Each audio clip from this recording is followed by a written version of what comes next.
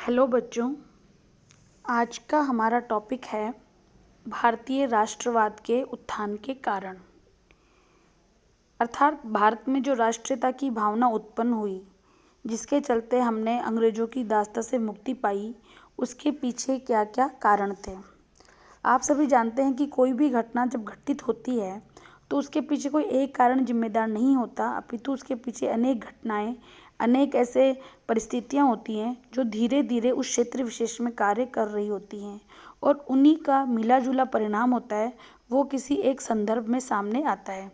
इसी प्रकार जब हम देखते हैं कि भारत में ऐसा नहीं है कि इससे पहले राष्ट्रीयता की भावना नहीं थी, इसके बीच भी पहले भी राष्ट्रीयता की भावना भारत में थी, लेकिन उसको एक एक केंद्र बिंदु के रूप में जो लाने का कार्य किया वो भारतीय राष्ट्रीय कांग्रेस ने किया, जिसकी स्थापना आपकी 1885 में हुई थी।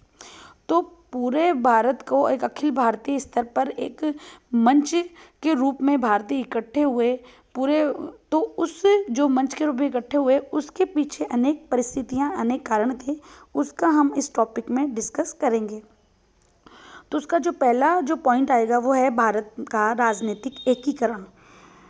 अब हम देखते हैं कि भारत एक इकाई के रूप में प्राचीन काल से ही संगठित रहा, लेकिन बीच बीच में यहाँ क्षेत्रीय शक्तियाँ भी विकसित हुई। जैसे हम देखते हैं कि चंद्रगुप्त मौर्य ने एक विशाल साम्राज्य की स्थापना की। गुप्तों के काल में भी ये सब रहा, लेकिन उत्तरोत्तर गुप्त काल में छोटी छोटी शक्तियाँ, छोटे छोटे राज्य बन गए। उसके बाद मुगल काल में भी भारत एक शासक के अंतर्गत एक प्रशासनिक ढांचा बन के रहा। लेकिन 1707 के बाद जो भारत की राजनीतिक एकता थी उसका लोप हो गया था। लेकिन अंग्रेजों ने वापस से क्या किया कि संपूर्ण देश को एक दृढ़ केंद्रीय शासन के अंतर्गत लाकर एक राजनीतिक एकता स्थापित की। और जब जब पूरा एक केंद्रीय ढांचे में आ गया तो धीरे धीरे भारत में क्या हुआ, एक राष्ट्रीय भावना का उदय हुआ, क्योंकि अब समान विचारे वाले जो व्यक्ति थे उनमें आपसी मेलजोल बनने लग गया, उनमें आपसी मैत्रीपूर्ण संबंध बनने लग गए। और अब जो अनेक तरह के जो यातायात के साधन थे या पाश्चात्य शिक्षा थी, जो संचार के साधन थे, इन्होंने उसको जो लोगों को एक राजनीतिक एकीकरण में जोड़ने का कार्य किया। तो इस प्रकार हम देखते हैं कि राष्ट्रीय भावना के उदय में जो राजनीतिक एकता थी वो महत्वपूर्ण कारण सिद्ध हुई।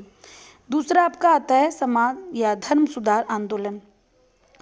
भारत में भी जो अंग्रेजी काल था उसमें जब अंग्रेज आए तो उनके साथ ईसाई मिशनरी भी भारत आए, और ईसाई मिशनरी थे, उनका प्रमुख कार्य क्या था, ईसाई धर्म का प्रचार करना। और वो धीरे धीरे भारतीय जो गरीब तबका था, जो निम्न तबका था, उसको वो अपने धर्म में कन्वर्ट करने लगे। तो भारतीय संस्कृति धर्म को बचाने के लिए अनेक जो वैचारिक लोग थे, जो विद्वान लोग थे, आगे आए। उनमें राजा राम मोहन राय देख लीजिए आप, या फिर विवेकानंद देख लीजिए, दयानंद सरस्वती देख लीजिए। तो ये सब जो था उन्होंने भारत में एक सुधार कार्य अपनाया। उन्होंने भारतीय जो प्राचीन गौरव गाथा थी उनको भारतीय जनता को बताया, प्राचीन वेदों में जो लिखा है उसके बारे में भारतीयों को ज्ञान दिया। उन्होंने मानव मात्र की सेवा के बारे में बताया, जो धर्म के ढकोसले, जो आडंबर पनप गए थे, उनको दूर करने की कोशिश की। इसी में जैसे आपके गोपाल हरि देशमुख हुए, ज्योतिबा फूले हुए, थियोसॉफिकल सोसाइटी में एनी बेसेंट, इन लोगों ने इस क्षेत्र में महत्वपूर्ण भूमिका अदा की। उन्होंने सामाजिक बुराइयों और धार्मिक आडंबरों को दूर कर मूल जो भारतीय संस्कृति थी उनको उसको जनता के सामने लाने की कोशिश की, और इससे भारतीयों में एक आत्मविश्वास पैदा हुआ और उनमें एक राष्ट्रीय चेतना आई। तीसरा जो महत्वपूर्ण पॉइंट इसमें आता है वो है आपका है पाश्चात्य शिक्षा का विकास। भारत में जो महत्वपूर्ण जो रहा वो था भारत में पाश्चात्य शिक्षा। प्रारंभ में भारत में पहले या तो फारसी में शिक्षा दी जाती थी या फिर संस्कृत में शिक्षा दी जाती थी, लेकिन जैसे अंग्रेज आए तो उनको अपनी छोटी छोटी आवश्यकताओं की पूर्ति के लिए अनेक अंग्रेज अफसर चाहिए होते थे। तो उनको जो ब्रिटेन से जो भर्ती करना वो महंगा पड़ता था, इसलिए उन्होंने जो लॉर्ड मेकाले था उसने एक नई एक नीति अपनाई। उसने कहा कि भारत में क्यों ना पाश्चात्य शिक्षा दी जाए और एक यहाँ एक पढ़ा लिखा वर्ग खड़ा किया जाए। चूँकि वो तो अंग्रेज तो अपना फ़ायदा देख रहे थे, लेकिन इससे भारतीयों को फ़ायदा हुआ। क्या हुआ, क्योंकि जब जैसे भारत ने अंग्रेजी पढ़ना शुरू किया तो भारतीय थे वो जो पाश्चात्य जो साहित्य लिखा गया था उसको भारतीय लोग पढ़ने लगे। अब जो पाश्चात्य साहित्य में जो महत्वपूर्ण विचारक थे जैसे मिल्टन, बेंथम, रूसो, वोल्टेयर, तो ये जो लेखक थे ये मानव की स्वतंत्रता के प्रेरक थे। इनका जो साहित्य है वो स्वतंत्रता, प्रेम, समानता, भ्रातृत्व से भरा पड़ा है। जब भारतीय लोगों ने देखा कि असली विचार तो ये हैं और उन्होंने देखा कि हमारे यहाँ तो गुलामी है, तो उन्होंने उस गुलामी का विरोध करना शुरू किया। उनमें उस असंतोष के प्रति एक प्रतिक्रिया उत्पन्न हुई। तो इस प्रकार जो पाश्चात्य शिक्षा था इसका भी भारतीय उसमें महत्वपूर्ण योगदान रहा। अगला जो आपका पॉइंट आता है वो है प्रजातीय विभेद की नीति। जो प्रजातीय विभेद पहले से भी रहा है अंग्रेज लोगों का, जो पाश्चात्य लोग थे उनका मानना था कि जो गोरे चमड़ी वाले लोग हैं वो ही इस संसार का उद्धार करेंगे और जो भारतीय जो ये गुलाम लोग हैं ये निम्न वर्ग में आते हैं। वो प्रजाति भेद के हिसाब से गोरे और काले का भेद रखते थे। और 1857 की क्रांति के बाद तो ये प्रजातीय भेद बहुत अधिक मात्रा में बढ़ गया। अब रंग भेद नीति को बहुत अधिक मात्रा में क्या किया जाने लग गया, बल दिया जाने लगा। एक उदाहरण के रूप में हम देख सकते हैं कि जो सुरेंद्र नाथ बनर्जी थे, यद्यपि उन्होंने इंडियन सिविल सर्विस की परीक्षा पास कर ली थी, उसके बावजूद भी किसी तकनीकी भूल के कारण उन्हें नौकरी से हटा दिया गया। और ये देखते कि जो भारतीय जज थे वो अंग्रेजों के मुकदमे नहीं सुन सकते थे। ठीक है, अब अंग्रेजों और भारतीयों के लिए जो दंड विधान था उसमें भी अंतर था। तो ये सब जो चीज़ें थी ये प्रजाति विभेद, इससे जो भारतीय लोग थे उनमें एक ग्लानि की भावना हुई, उनमें असंतोष उत्पन्न हुआ कि ऐसा ये क्यों करते हैं। क्योंकि जो गैरट थे उन्होंने यहाँ तक लिखा है कि भारतीय राष्ट्रीयता के उदय में जो प्रधान कारण था वो प्रजातीय विभेद था। क्योंकि जो अंग्रेज थे वो भारतीयों को उनसे फीतों के जूते खुलवाते थे। वो अंग्रेज सिपाहियों और भारतीय सिपाहियों में भेदभाव किया जाता था। तो धीरे धीरे भारतीयों में इसके प्रति क्या हुआ, असंतोष उत्पन्न हुआ। अगला जो पॉइंट आपका आता है वो है राजनीतिक संस्थाओं का योगदान।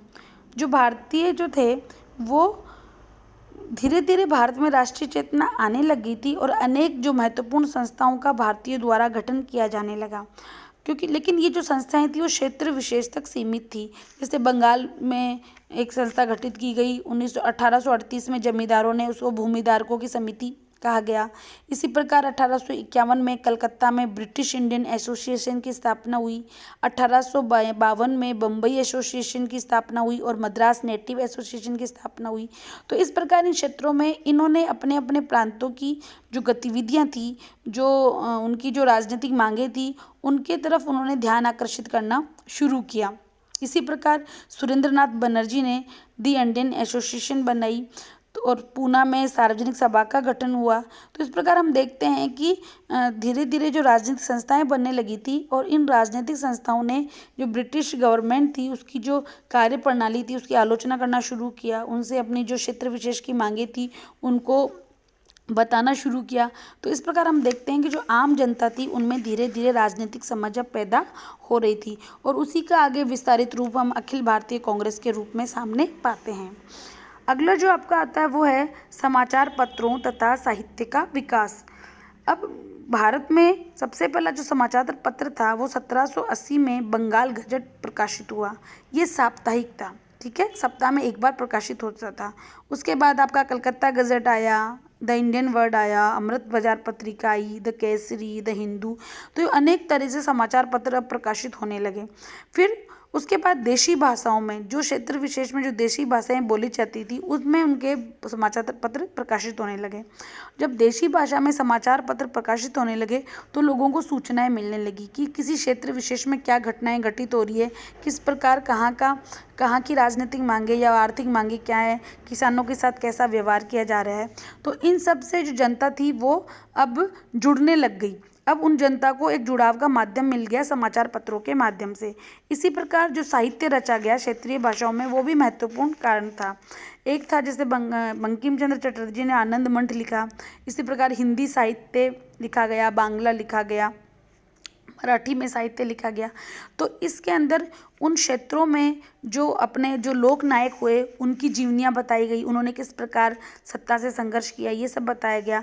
हमारी जो प्राचीन काल में हमारी जो उपलब्धियाँ थी उनको बताया गया। इससे भारतीयों में अपने देश के प्रति प्रेम की भावना और अधिक व्यापक रूप लेने लग गई। अगला जो आपका आता है वो है आर्थिक शोषण की नीति। आपको ये पता है, मैं पहले भी कई टॉपिक में बता चुकी हूँ कि भारत में अंग्रेजों का मूल उद्देश्य क्या था, आर्थिक दोहन करना, कि कैसे न कैसे अधिक से अधिक लाभ की प्राप्ति की जा सके। और इसी नीति के अंतर्गत उन्होंने भारतीयों का आर्थिक शोषण करना चालू कर दिया। इस प्रकार आर्थिक शोषण में क्या किया उन्होंने, भूमि कर बहुत अधिक मात्रा में एकत्र किए गए। इससे क्या हुआ, इससे धीरे धीरे भारतीय जनता गरीब होने लगी। भारतीय जो अंग्रेजों ने मुक्त व्यापार की नीति अपनाई, इससे भारतीय कुटीर उद्योग धंधे नष्ट हो गए। और इन सब से क्या पड़ा, धीरे धीरे भारतीय एक कृषि प्रधान देश बनता चला गया। और कृषि प्रधान में सिर्फ व्यापारिक फसलों की खेती पर जोर दिया गया, जिसका व्यापार अंग्रेज कहाँ कर सके, इंग्लैंड से कर सके। और इसलिए खाद्यान्न फसलों की कमी पड़ गई। और जब अकाल पड़ता था तो भयंकर रूप से किसानों की मौतें होती थी या गरीब लोगों की मौतें होती थी। तो ये जो आर्थिक शोषण की नीति अपनाई, उससे धीरे धीरे जो भारतीय जो पढ़े लिखा वर्ग था, जो पढ़ लिख रहा था, जो समाचार पत्रों के माध्यम से जान रहा था, उसमें एक जागृति की भावना उत्पन्न हुई। और उनका ये मानना था कि कैसे न कैसे इसको हम धीरे धीरे विरोध उत्पन्न करके भारतीयों ने एक स्वतंत्रता प्राप्त करने की कोशिश की। एक महत्वपूर्ण जो कारण रहा वो थी लॉर्ड लिटन की नीति। आप सभी जानते हैं किसी क्रिया की प्रतिक्रिया जरूर होती है। तो जो लॉर्ड लिटन की जो प्रतिक्रियावादी नीतियां थी, उससे भारतीयों में और अधिक असंतोष बढ़ गया। जैसे उसने जो महत्वपूर्ण जो भारतीयों के प्रति भेदभावपूर्ण कार्य किए वो क्या थे, कि उसने सिविल सर्विस में प्रवेश की आयु 21 वर्ष से घटाकर कितनी कर दी, 19 वर्ष कर दी। ठीक है, इससे क्या हुआ, इससे भारतीयों का जाना वहाँ मुश्किल हुआ। इसके अलावा लिटन ने वर्नाक्यूलर प्रेस एक्ट पारित किया। इससे समाचार पत्रों पर, भारतीय समाचार पर प्रतिबंध लगाए गए। तो इसके अलावा जो उनकी अग्रगामी अफगान नीति थी, इसके कारण द्वितीय अफगान युद्ध हुआ। इससे अपार जनधन की हानि हुई और भारत पर इसका युद्ध भार डाला गया है व्यय का। तो भारतीय जनता वैसे गरीब थी और उसको करों के माध्यम से और अधिक गरीब बनाने की कोशिश की। तो जो वर्नाक्यूलर प्रेस एक्ट था, इसे देखते कि हम अभिव्यक्ति की जो आज़ादी थी उस पर उसने एक गुलामी बनाने की कोशिश की, एक अंकुश लगाने की कोशिश की। और दूसरा उसने सिविल सर्विस, ताकि ज़्यादा भारतीय प्रशासन में नहीं पहुंच पाए, इसलिए उसने उसकी एज घटा दी। तो इसकी जो नीतियाँ थी, इसका भारतीयों ने बहुत अधिक मात्रा में विरोध किया। अंतिम जो महत्वपूर्ण कारण आता है जिसने इसमें चिंगारी का काम किया, वो था इल्बर्ट विल विवाद। इल्बर्ट विल विवाद था, ये महत्वपूर्ण रूप से था क्योंकि जो लॉर्ड रिपन था वो थोड़ा उदारवादी गवर्नर जनरल था। उसने ये देखा कि जो न्याय प्रणाली है उसमें जो भारतीय जज हैं वो अनेक सेशन जज बन चुके हैं, उसके बावजूद भी वो अंग्रेजों के खिलाफ फौजदारी मुकदमे नहीं सुन सकते। इसलिए जो रिपन था, उन्होंने समान स्तर लाने के लिए अपनी काउंसिल के विधि सदस्य सीपी इल्बर्ट को एक विधेयक प्रस्तुत करने को कहा। इस इल्बर्ट में जो विधेयक प्रस्तुत किया वो था कि इसमें भारत में रहने वाले यूरोपियनों के विरुद्ध अभियोग की सुनवाई का अधिकार भारतीय मजिस्ट्रेटों को देने की व्यवस्था की गई। लेकिन इसका यूरोपियनों ने विरोध किया। इन्होंने उसको काला कानून का और रिपन का विरोध किया और इसीलिए उन्होंने एक संगठित विरोध करने के लिए एंग्लो इंडियन डिफेंस एसोसिएशन का गठन किया। और अंत में इस सामूहिक विवाद के आगे रिपन को झुकना पड़ा और उसने विधेयक में संशोधन किया। और इस संशोधन के बाद जो उस विधेयक की मूल भावना थी वही नष्ट हो गई। इस संगठित विरोध ने भारतीयों की आंखें खोल दी, क्योंकि भारतीयों ने यह अनुभव किया कि यदि हमें राजनीतिक प्रगति करनी है तो हमें एक राष्ट्रीय संस्था का गठन करना ही पड़ेगा। और सामूहिक रूप से आएंगे तभी हमारा कोई चीज़ सुनी जाएगी। और इसीलिए उन्होंने 1885 में भारतीय राष्ट्रीय कांग्रेस की स्थापना की। तो हम देखते हैं कि जो भारतीय राष्ट्रीय कांग्रेस की स्थापना हुई या हमारे जो राष्ट्रीय आंदोलन की शुरुआत हुई कांग्रेस के माध्यम से, तो इसके पीछे कोई एक कारण नहीं था। ये कोई अचानक घटित होने वाली घटना नहीं थी। अभी तो इसके पीछे जो प्राचीन जो 100-200 साल की जो परिस्थितियां थी, जो अंग्रेजों के आने के बाद से भारत में जो घटनाएं घटित हो रही थी, उनका जो सामूहिक जो एक प्रतिक्रिया थी वही इसके रूप में सामने आई। इसी के साथ हम ये टॉपिक ख़त्म करते हैं। धन्यवाद।